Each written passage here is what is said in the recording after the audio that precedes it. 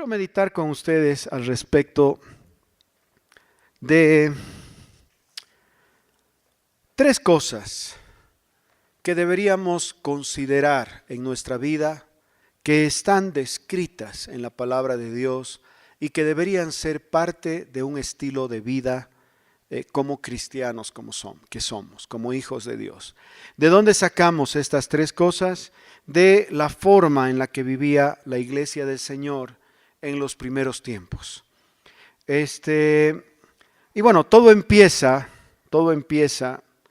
en en Mateo, capítulo 6, versículo 33, dice: Más bien, busquen primeramente el reino de Dios y su justicia, y todas estas cosas les serán añadidas. El Señor nos anima a buscar el reino de Dios y su justicia. Este mandato o esta voz de Dios a la iglesia a la iglesia del Señor no es algo que se le ocurrió al Señor en Mateo para iniciar el Nuevo Testamento, sino es algo que estaba en su corazón desde la fundación del mundo. Miren en Génesis capítulo 1.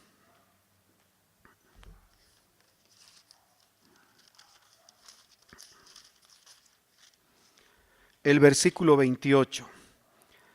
Los bendijo con estas palabras: había creado al hombre y a la mujer, y les dijo: sean fructíferos, multiplíquense, llenen la tierra y sométanla, dominen a los peces del mar y a las aves del cielo y a todos los reptiles que se arrastran por el suelo.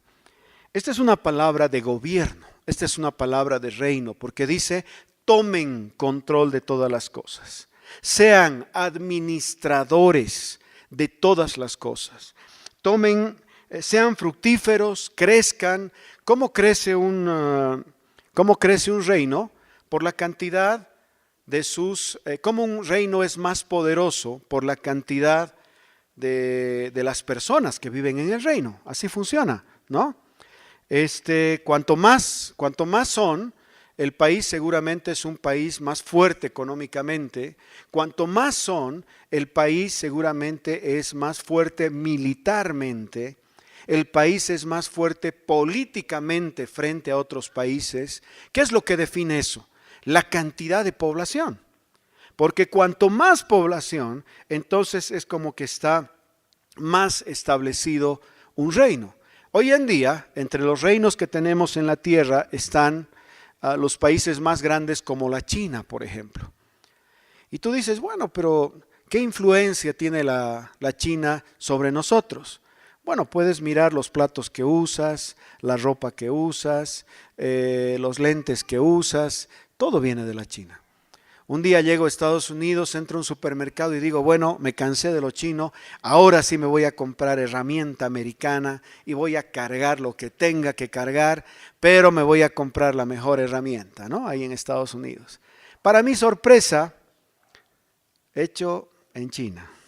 Dije: no, estos están metidos en todo lado. Sí, la China tiene diferentes calidades, pero realmente toda la herramienta y la mejor herramienta había sido china en las tiendas en Estados Unidos. Entonces, es un reino que se ha expandido por el poder, por la capacidad económica que tiene, y eso puede generar solamente la cantidad de su gente.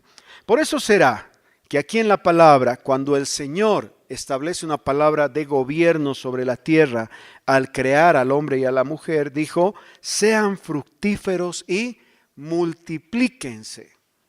¿Por qué tenía que decirles multiplíquense? Si ellos naturalmente tenían esa condición, eran hombre y mujer. ¿Qué es lo que iba a pasar con un hombre y una mujer en un huerto del Edén, con todas las condiciones dadas? Bebés, ¿no? Sí, bebés. Por lo menos si ella hubiese querido pasar desapercibido ese asunto, yo estoy seguro que él le hubiese hecho dar cuenta que además podían hacer otras cosas que cuidar el jardín, seguro, ¿no? Entonces, pero aquí hay algo que dice: sean fructíferos y multiplíquense, como si eso fuera algo que ellos necesitaran. No, es que era una instrucción de gobierno. Ustedes tienen que ser tantos que tienen que tomar control de esta tierra y someterla. O sea, todo reino somete todo lugar que invade o que conquista. Eso hacían los ejércitos en la historia, han hecho eso. Los ejércitos persas, los ejércitos asirios, los ejércitos griegos. Y cuando conquistaban, ¿qué es lo que metían? Les cambiaban el idioma. Primero los esparcían, porque entraban y a los que conquistaban los llevaban a diferentes poblaciones. Y una vez que hacían eso, les cambiaban el idioma, les enseñaban un nuevo idioma. Luego que hacían eso, les enseñaban la cultura y la historia del lugar. O sea, los iban como sometiendo a la cualidad o a la calidad del otro reino en cuanto a su ejército, a su política, a su economía. Era algo que iba creciendo y el reino se iba haciendo más grande y más poderoso. Entonces, cuando en Mateo dice, busquen el reino y su justicia, es una palabra de administración, de gobierno, buscar el reino. De hecho, en Mateo 6:10, a ver, vamos a Mateo, dice, el Señor Jesús les está enseñando una oración. Y les dice, dentro de la oración 6:10, dice, venga tu reino y hágase tu voluntad en la tierra como en el cielo. O sea, Jesús estaba exactamente sintonizado con esa misma palabra de gobierno, con esa misma palabra de extensión, que venga tu reino. Que las cosas así como se hacen en el cielo, también se hagan en la tierra, que tu voluntad sea cumplida en medio nuestro, que tu reino sea establecido y sea expandido en medio de nosotros. Entonces, en este proyecto, en esta palabra de autoridad que el Señor habla sobre la vida de Adán y Eva con respecto al reino, sabemos la historia, Adán y Eva caen de ese propósito. Entonces el Señor, a través del Señor Jesús, establece un puente para que podamos volver a esa misma palabra de gobierno y de reino. Y esa palabra de gobierno y de reino, lo que hace en Jesús es hacer nacer una nueva generación de hombres y mujeres que tenían la misma naturaleza de Dios, el corazón de Dios. Se iban a hacer uno con Dios e iban a ser esa extensión. Hoy en día es su iglesia. Entonces, la palabra continúa. El mandato está ahí. ¿Qué necesitamos entonces para que este reino se establezca en la tierra? Necesitamos crecer, necesitamos fructificar y multiplicarnos. Naturalmente y espiritualmente ahora, porque hemos nacido a un reino espiritual en Cristo Jesús. Entonces, al nacer a ese reino espiritual, el mandato sobre nuestras vidas sigue pesando. Miren, cuando Dios habló con Abraham y le entregó una promesa, Abraham es el padre de la fe, le dijo, mira los cielos y contempla la cantidad de estrellas que hay en los cielos. Luego le dijo, mira la arena y contempla la cantidad de granos de arena que hay. Entonces le dijo, cuéntalos, si puedes. Como sabía que no había respuesta o que la única respuesta es, Señor, no puedo contar, es demasiado, el Señor le dijo, así será tu descendencia. Nuevamente, ¿qué palabra es esa? Es una palabra de administración, es una palabra de reino, es una promesa que está trayendo al corazón del hombre que se iba a parar con fe delante de esa promesa, y hasta el día de hoy se dice que es padre también de todos nosotros. La promesa de establecer un reino y ser fructíferos y multiplicarnos. Entonces, La palabra nunca dejó de ser la misma. El corazón de Dios nunca dejó de ser el mismo. El mismo Señor Jesús aquí en la oración dice, venga tu reino y hágase tu voluntad. El Señor Jesús muere y en su muerte nace la iglesia del Señor. Nace la iglesia del Señor. Nacemos todos nosotros. Somos hechos nuevas criaturas, dice la palabra. Ahora, ¿ustedes creen que porque tú naciste, o yo nací, cualquiera de nosotros, los términos de este reino han cambiado? No, absolutamente. Los términos de este reino siguen vigentes. ¿Cuáles son? Fructificarnos, crecer, administrar, como gobernar sobre todas las cosas. Eso quiere decir que debemos responder al llamado y al corazón de Dios de esta palabra de gobierno que viene a través de los siglos y de los años hasta el día de hoy en nuestras vidas. Se crea la iglesia universal. La iglesia universal es esa iglesia de la cual nosotros somos parte. Es una iglesia, nosotros somos parte de esa iglesia, otros que se congregan en otros lugares en la ciudad, otros que se congregan en los diferentes departamentos de Bolivia, otros que se congregan en los diferentes países alrededor de Bolivia. Todos ellos contemplan o son parte de ese propósito de Dios para establecer su reino aquí en la tierra. Entonces, el corazón de este mandato, el corazón de esta orden, el corazón de Dios expresado a través de los hombres, se expresa a través de la iglesia universal. Hay un llamado, hay un mandato. Nosotros somos parte, hemos cumplido, por así decir, el ser parte de esa iglesia. Ahora, ¿cuál es el corazón de esa iglesia universal? ¿Cómo se expresa en cada localidad? Se expresa a través de, vamos a Hechos, capítulo 2.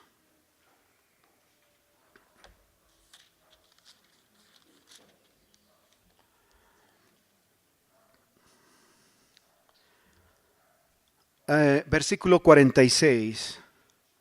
Está hablando de la iglesia del Señor.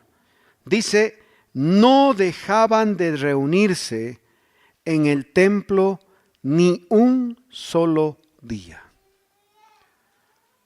Bueno, ahí estamos flaqueando un poquito, ¿no? Porque aparentemente esta iglesia tenía otro tipo de actividad de reuniones. Dice, no dejaban de reunirse en el templo ni un solo día. De casa en casa partían el pan y compartían la comida con alegría y generosidad. Entonces, la expresión de esta iglesia universal de la cual somos parte como cuerpo del Señor es la expresión o el corazón de esta iglesia es la iglesia local. Nosotros somos iglesia local, ¿no? ¿Por qué? Porque nos congregamos en esta localidad. Ahora, ¿cuál era la costumbre que tenía la iglesia local en la iglesia de los Hechos? Esa iglesia que estaba efervesciendo, llena del poder del Señor, llena de la representación de Dios a través de ellos con milagros y prodigios y muchas cosas que se revelaban a través de su iglesia, es que ellos no dejaban de reunirse en el templo ni un solo día. Nosotros nos reunimos los domingos solamente. Así todo, a veces fallamos, ¿no? El domingo. No juzgo a los que eventualmente no pueden venir porque justo hay un familiar, porque justo está la mamá, porque justo llega el abuelito, porque justo tenía que viajar, qué sé yo. Hay muchas circunstancias que pasan alrededor de las cosas que hacemos. Pero hay algo que tenemos que entender. La iglesia local, que es una extensión o el corazón de la iglesia universal, tenía una expresión. Y la expresión era a través de la iglesia del Señor un grupo de hombres y mujeres que se reunían en sus localidades sin falta todos los días para honrar al Señor. En algún momento tal vez sí lo hagamos, tal vez no, no sé. Lo que sí sé es que por lo menos deberíamos honrar en nuestras vidas un día para como iglesia local, ¿no? O sea, responder a esa expresión del corazón de Dios y de ese mandato de Dios. ¿A qué se reunían? Dice que se reunían,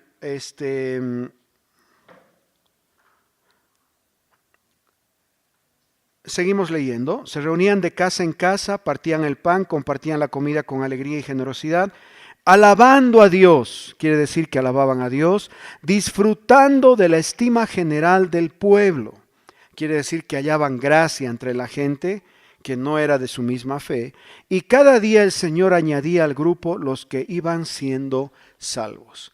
Entonces, esta actividad de la iglesia, que no eran necesariamente eventos, ni conciertos, ni, bueno, cosas que hoy se acostumbran, ¿no? Hoy hacemos una serie de eventos, conciertos. Aquí lo que ellos hacían era reunirse todos los días en el templo. Y dice que el testimonio de la vida de ellos, de congregarse como localidad, lo que generaba era un testimonio de buena fe y un buen ver de la gente que estaba alrededor de ellos por cómo vivían de acuerdo a otra norma.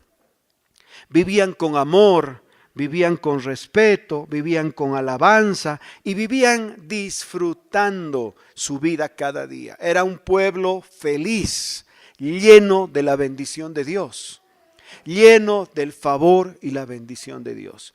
Entonces, algo que para nosotros tiene que ser irrenunciable, innegociable en nuestras vidas como personas, es ser parte de esta celebración, así como hacía la iglesia de los Hechos, siendo la expresión del cuerpo cada domingo, reuniéndonos para hacer un testimonio, porque tú puedes invitar a este lugar a gente que no conoce al Señor, para que pueda ser un testimonio de la expresión de Dios, del cuerpo de Dios, del mandato de Dios sobre esta ciudad, sobre esta localidad. Entonces, si hay algo por lo que tenemos que luchar o proteger en nuestras vidas, es nuestra reunión como iglesia local, porque ya sabemos que es esa expresión. Es nuestra reunión como iglesia local aquí en el templo, porque es una expresión de la voluntad de Dios sobre nuestras vidas. Como les digo, de 7 días nosotros nos vamos a 1. Aquí en la iglesia hacían todos los días en el templo. Eso no hacemos. Pero ese 1, que sea algo que nosotros honremos, que sea algo que nosotros trabajemos, que sea algo que nosotros amemos y cuidemos. Porque además es importante esa reunión en la localidad. Miren en Apocalipsis, capítulo 1.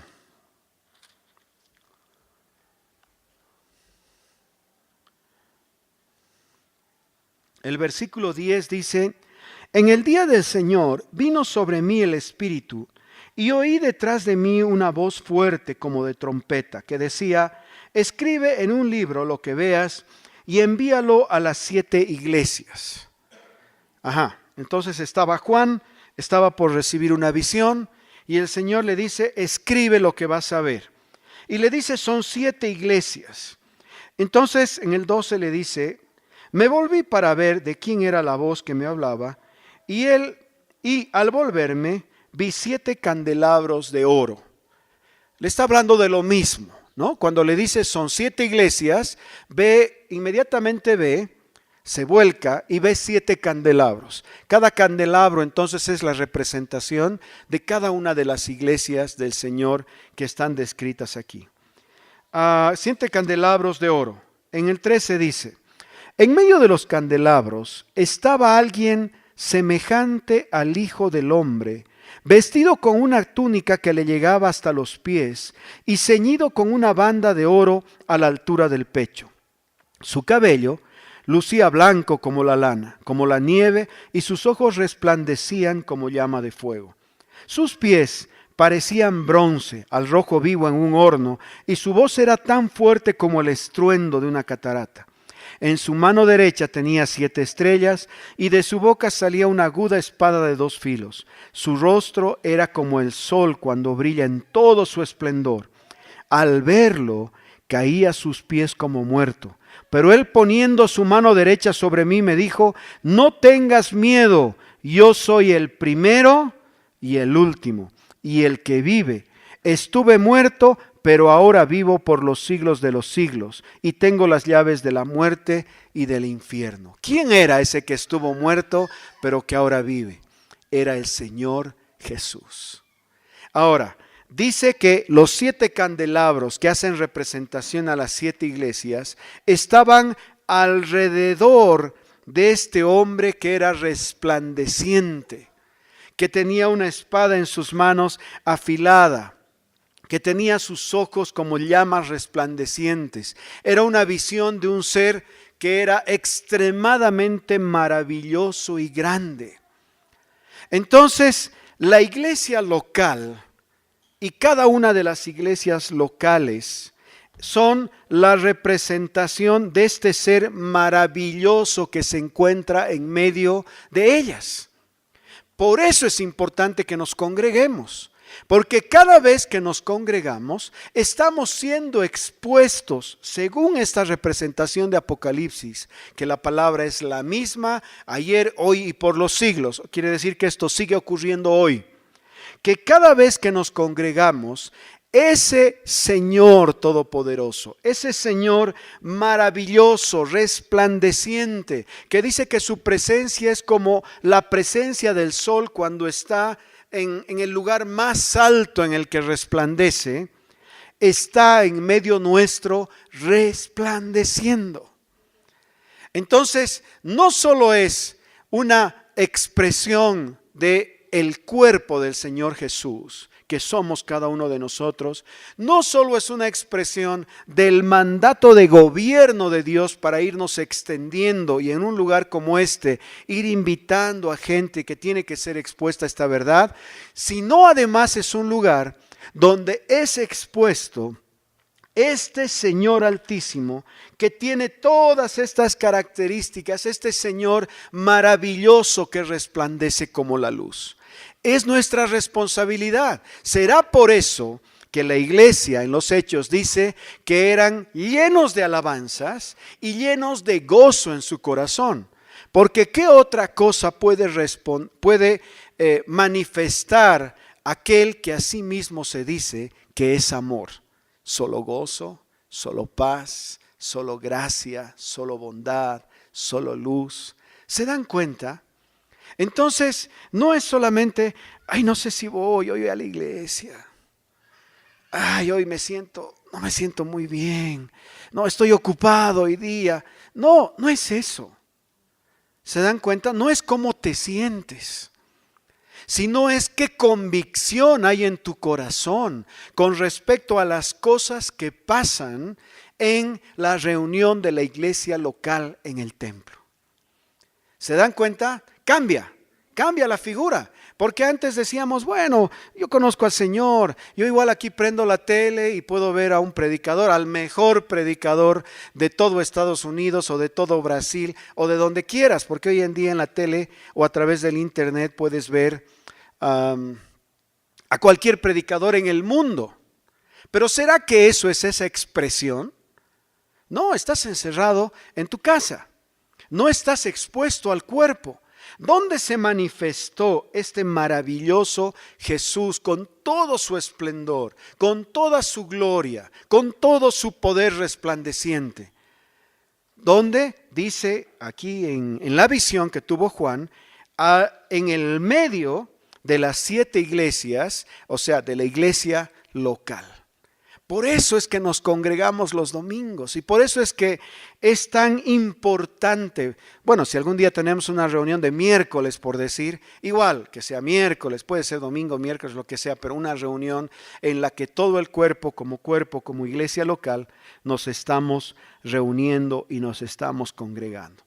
Entonces, para ti, esta reunión tiene que ser innegociable, irrenunciable. En lo posible tú tienes que estar, porque ahora sabes que hay tres cosas que están ocurriendo y que se están manifestando a través de la expresión del cuerpo, adorando y alabando al Señor. ¿Se dan cuenta lo importante que es que estén? Ahora, nosotros somos edificados como piedras vivas en este cuerpo, en esta parte de su cuerpo. Quiere decir que cada piedrita es importante. Cada uno de ustedes es importante en la reunión de la iglesia local, o sea, en la reunión que tenemos el domingo. Por eso quiero animarlos a cambiar su perspectiva al respecto de esta reunión. Realmente es un lugar donde expresamos a Dios, así como Juan vio en su visión. Expresamos la iglesia universal, somos una extensión de la iglesia de los hechos, así como ellos lo hacían, tal vez no todos los días, nuevamente digo porque ellos lo hacían todos los días, pero sí, por lo menos un día para nosotros es irrenunciable, innegociable. Es un compromiso que tenemos con el cuerpo, con la expresión del Señor Jesús en nuestras vidas como cuerpo, ¿no? Es importante entonces saber dónde nace esta reunión que tenemos los domingos. Ahora, esa es la iglesia local. Somos parte, estamos siendo responsables, estamos aquí. Estamos adorando al Señor, lo hacemos con gozo. ¿Y cuál es el corazón de esta iglesia local? Porque esta iglesia local, por supuesto, estamos todos nosotros. ¿Y cuál es el corazón de esta iglesia local? Ok, para ver eso vámonos a Hechos. Nuevamente nos vamos al capítulo 2. Y nuevamente nos vamos al 46. Dice, no dejaban de reunirse en el templo ni un solo día. Y miren lo que dice después. De casa en casa partían el pan, compartían comida con alegría y generosidad. Miren el 42. Dice, se mantenían firmes en la enseñanza de los apóstoles, en la comunión, en el partimiento del pan y en la oración. ¿Dónde se mantenían firmes? En las casas. ¿Por qué? Porque ahí es donde partían el pan. Y dice en el 46 que compartían el pan, compartían la comida con alegría y generosidad. ¿Pan y comida no es lo mismo? No. ¿En qué contexto?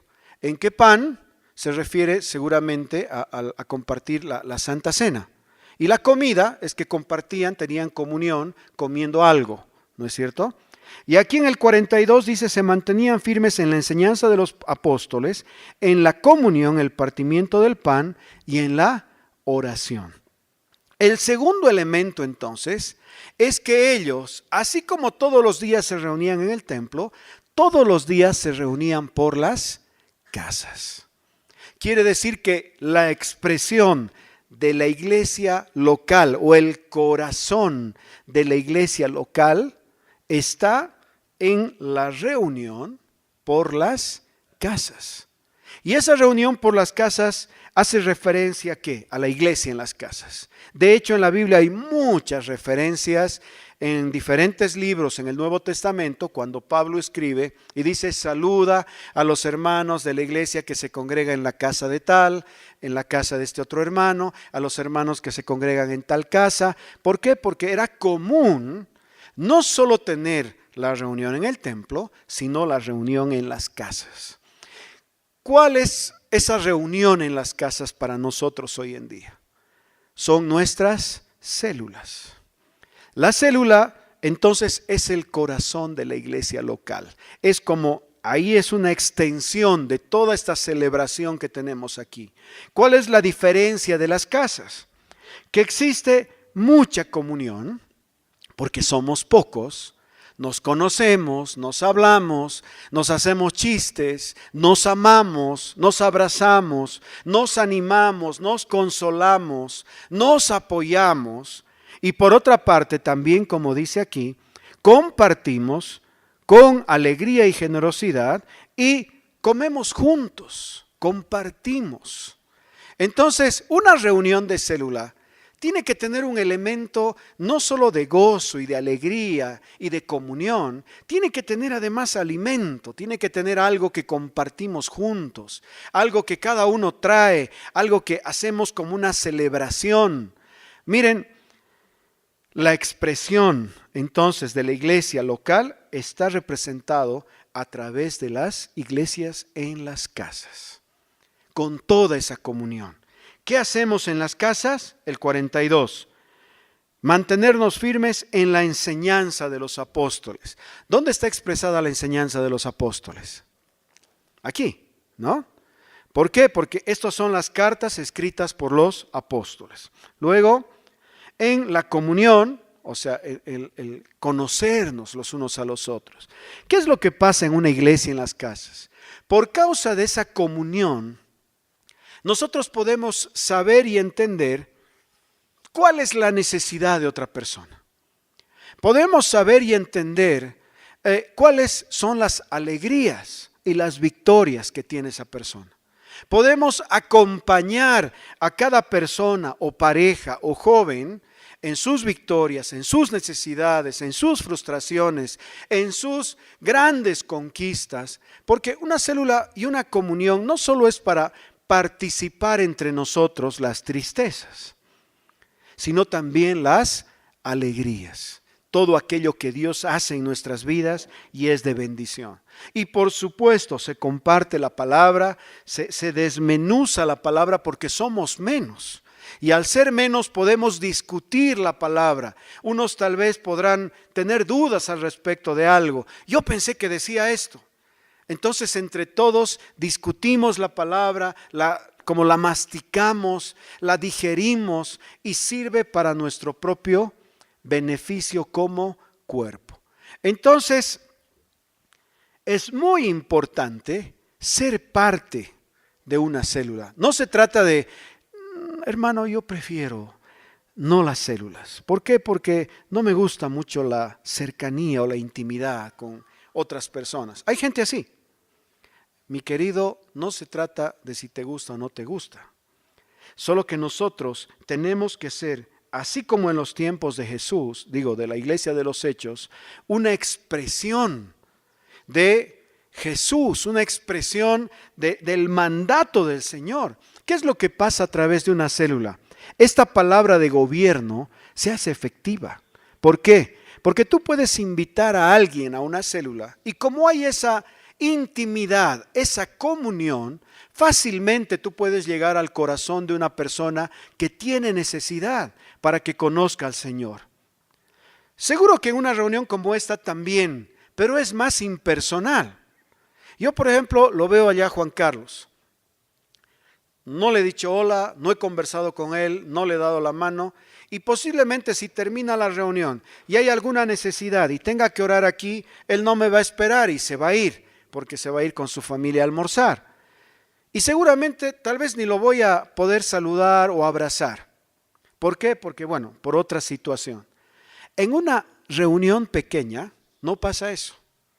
Si Juan Carlos está en mi casa y estamos en reunión, sí o sí, yo lo voy a abrazar, lo voy a apretar, lo voy a besar, le voy a decir, hermano, qué lindo que estás aquí, me anima mucho verte aquí, gracias por haber venido, compartiremos la palabra. ¿Se dan cuenta?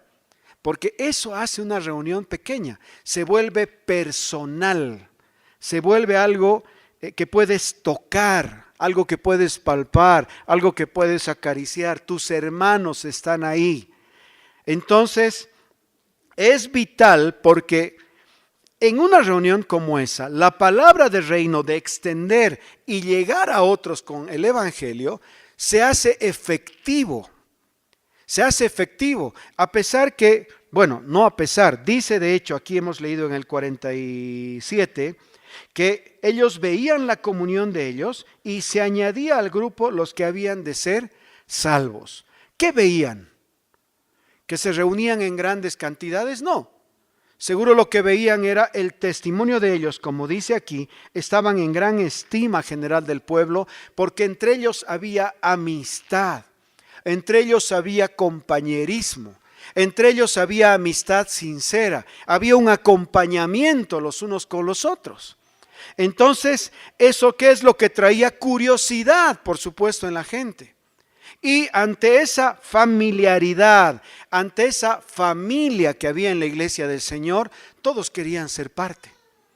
Porque hoy en día lo que existe en nuestro medio es un espíritu de individualismo. Nadie quiere meterse en los problemas de otro. Nadie quiere ser parte de la vida de otro. Somos individuales. Pero realmente la necesidad en el corazón del hombre es el compañerismo. Miren a las chicas allá, las 4 chicas allá. ¿Las ven? ¿Ven cómo están? Una sobre la otra, ¿no? ¿Por qué? ¿Saben por qué? Porque eso necesita el ser humano. Eso necesita el ser humano. O sea, ¿acaso no deberían estar ya, tienen su espacio? Debería ser suficiente, ¿no? No te acerques. Si estás a 10 centímetros suficiente, no, ellas necesitan estar una sobre la otra. Igual están hablando, no sé en qué cambia la charla, pero se están tocando, se están abrazando. Y ¿saben qué? Eso que pasa ahí es algo que todos necesitamos. No importa qué tan fuerte te sientas o qué tan distinguido creas que eres, todos necesitamos ese contacto, esa comunión, ese compañerismo, ese depender los unos de los otros, ese enojarnos si es necesario los unos con los otros. Es algo que necesitamos. Entonces, segunda cosa que tiene que ser irrenunciable e innegociable en tu vida es tu reunión en las casas, o como quieras llamarlo. Célula, reunión en las casas, reunión de grupo, el nombre que más te guste. Pero la cosa es que tenemos que estar ahí. ¿Por qué? Porque es esa expresión de la iglesia local a través del contacto y el relacionamiento unos con otros, y es además la obediencia de esa palabra de reino que ha sido hablada desde el Génesis, porque desde ahí podemos hacer un impacto verdadero en nuestra sociedad. Desde ahí realmente podemos llegar a la necesidad de la gente. Entonces, ¿por qué nos reunimos en una célula? No porque es una estrategia de crecimiento, porque muchos dicen esta es una estrategia de crecimiento. Puede ser y puede ser porque le han puesto ese nombre, porque la gente al ver quiere eso, quiere esa comunión, quiere esa familiaridad. Pero realmente lo que dice la Biblia que es una estrategia de relacionamiento. Es una estrategia de comunión, de compartir, de estar juntos, de mostrar quién realmente eres. Yo aquí lo veo a Javier y puedo no saber, él pone la cara más santa que tiene, ¿no? Inclusive se trae su aureola y digo, no, este es un ángel, solo le ponemos alas y empieza, y tal vez sale volando, ¿no? Y tú dices, es un ángel. Tienen que ser alas grandes porque este Javierito está... Pero, ¿saben qué? En una célula, si él viene con su aureola y sus alas, yo voy a saber si realmente esa aureola no ha sido forzada en esa cabeza o realmente le corresponde. ¿Se dan cuenta? Porque hay comunión, porque ahí se quitan las máscaras, ahí se quita de nosotros toda nuestra apariencia. Ahí somos lo que somos, ahí somos transparentes, ahí nos empezamos a mostrar cómo realmente somos. A veces eso cuesta, pero al final es lo más hermoso que puede pasar en nuestras vidas. Y por último, ¿cuál es la expresión o el corazón de una iglesia en las casas? Vamos a Santiago 5:16.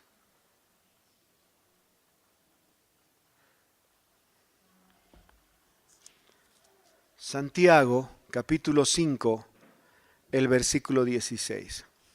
Dice, por eso, confiésense unos a otros sus pecados y oren unos por otros para que sean sanados.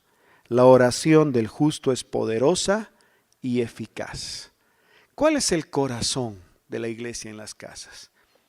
Dicen, confiésense unos a otros sus pecados. No, yo solo le confieso al Señor. Yo no necesito un cura para confesarme, ¿no? Esa es la típica, ¿no? Y está bien, ni cura ni pastor, que puedes ponerlo también ahí. Por eso yo, por nada me digan padre, por favor. No, cuidado se confundan. Así traiga una cosa blanca aquí. ¿Saben? Hay un secreto en cuanto a la sanidad de la gente. Miren, todo aquel que está sin Dios viene con una enfermedad en el corazón. Todo aquel que está lejos de Dios tiene un dolor en el corazón. Solo el estar separado de Dios ya es algo que lo está consumiendo. Pero además de eso, muy probable que venga con heridas, con un ego totalmente destruido, o sea, quien es la persona. Es muy probable que venga con mucho dolor, que venga con mucho resentimiento a sus padres, eso es lo típico. Es muy probable que venga con muchas heridas con respecto a los amigos. Es muy probable que venga con muchas cosas. Y en un tiempo de comunión, por supuesto que va a ser hermoso que en una iglesia, en las casas, en una célula. Por supuesto que va a ser un tiempo de alegría y se va a sentir bien. Pero ¿será que eso lo va a terminar de sanar en el corazón? Posiblemente no. Porque posiblemente ante un grupo de 10 o 15 personas, no va a decir, miren chicos, quiero comentarles, tengo un problema, estoy sufriendo una gran decepción, o realmente lo odio a mi padre a muerte, es que él me ha hecho esto. Seguramente cosas como esas no las va a contar a un grupo de 15 o 16. Seguramente, como dice la palabra, aquí dice, confiésense unos a otros. ¿Qué quiere decir? Que necesitas a alguien en esa tu reunión de casa a quien rindes cuentas de tu vida. Alguien a quien confiesas y le dices, mira, hay un dolor en mi corazón. Quiero por favor que ores por mí para que sea sanado. ¿Saben dónde ocurren las sanidades y dónde el cuerpo termina completamente sano en el corazón y en el cuerpo de las personas? Cuando hay ese momento de intimidad con alguien, con un alguien que puede ser el que está a cargo de la célula, puede ser otro hermano ahí en la célula o alguien que está siendo responsable por tu vida. Nosotros a esa persona le decimos un discipulador, alguien que está discipulando tu vida. Puede ser cualquier cosa que haya en tu vida, pero es algo que te resguarda, es algo que trae sanidad a tu vida. Efectivamente, el Señor nos perdona todos los pecados. Esto ha sido escrito una vez que Cristo ha muerto, muchos años después. Tú dices, pero ¿cómo? ¿Para perdón de pecados? ¿Acaso el Señor Jesús no murió por ellos? Claro que murió. Pero esta es como una herramienta para liberar tu alma, posiblemente de ataduras. Y dice, confiésense unos a otros sus pecados, oren para que sean sanados. La oración del justo es poderosa y eficaz. Entonces, si estás en ese conflicto, tienes a alguien especial cerca tuyo, es alguien cercano, íntimo, un discipulador, si eres hombre, o una discipuladora, si eres mujer, puede orar por ti, sanar tu corazón, liberar tu vida. Entonces el corazón de esa iglesia en las casas está en el uno a uno.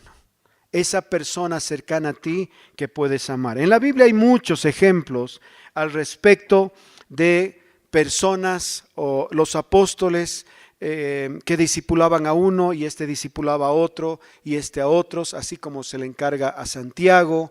Hay muchos discípulos o muchos apóstoles que tenían discípulos y están descritos. Para terminar, vamos a leer Mateo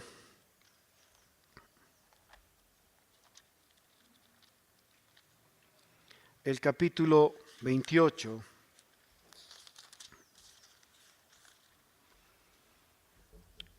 El versículo 18.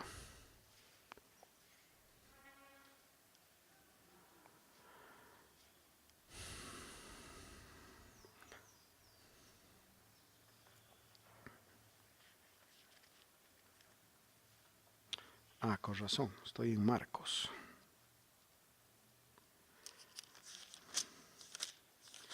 Mateo el 28, el 18. Dice: Jesús se acercó entonces a ellos y les dijo: se me ha dado toda autoridad en el cielo y en la tierra. Por tanto, vayan y hagan discípulos.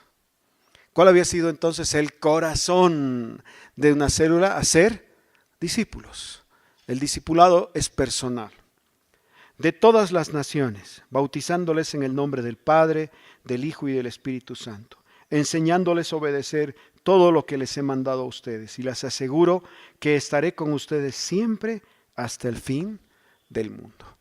Será por eso que el Señor, cuando estaba en vida, dijo: Señor, venga tu reino y hágase tu voluntad. Esa era como una palabra general en la iglesia local. Pero ya cuando Él estaba entregando su última instrucción, que dijo: vayan y hagan discípulos. ¿A dónde habló? Al corazón del corazón del corazón de la palabra del reino. Nosotros en ese lugar somos sanados, somos ministrados y somos levantados para ir y hacer otros discípulos.